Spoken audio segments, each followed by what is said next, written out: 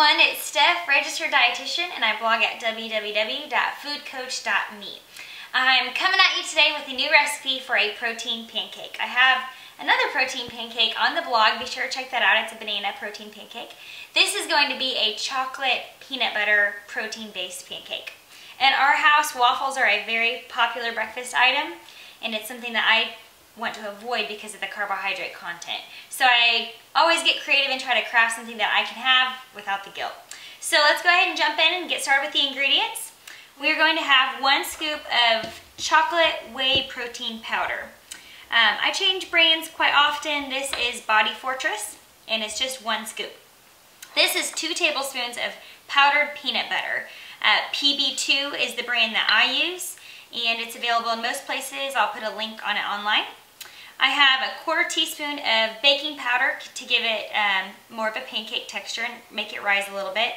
1 egg and 2 tablespoons of unsweetened almond milk, which is the lowest calorie milk you can get. So we're going to start with dry ingredients, and I'm going to put it into my Peanut Butter Chef batter bowl. So scoop of protein powder, 2 tablespoons powdered peanut butter, and I'm going to put in the baking powder and the egg, and I'm going to start there. This is my little mix and chunk tool. It mixes and smashes at the same time.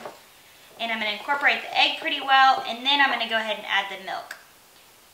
I always start with 2 tablespoons, and then if it seems like it's still too thick, I'll go ahead and put more back in there.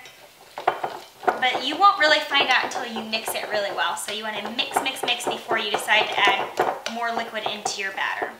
So I'm going to continue to mix it until the chunks have broken up. It's looking good. So if you can see that, you can see it's starting to look like a pancake batter. So we're going to move over to the griddle. I already went ahead and heated it to a medium-high heat. And we're going to use a non-stick griddle, so I'm not going to spray it with cooking spray beforehand. I'm just going to use a little bit of batter. Okay, so I'm going to pour directly from my batter bowl onto the griddle, and I like to do smaller ones because I can control them a little better. So I'm going to do about that size, and 1 more.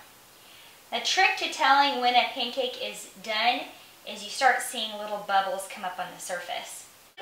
There is the indicator that your pancake is done, is you get these bubbles coming up at the surface, and then you want to just move your spatula a little bit under, and you can kind of peek at the bottom.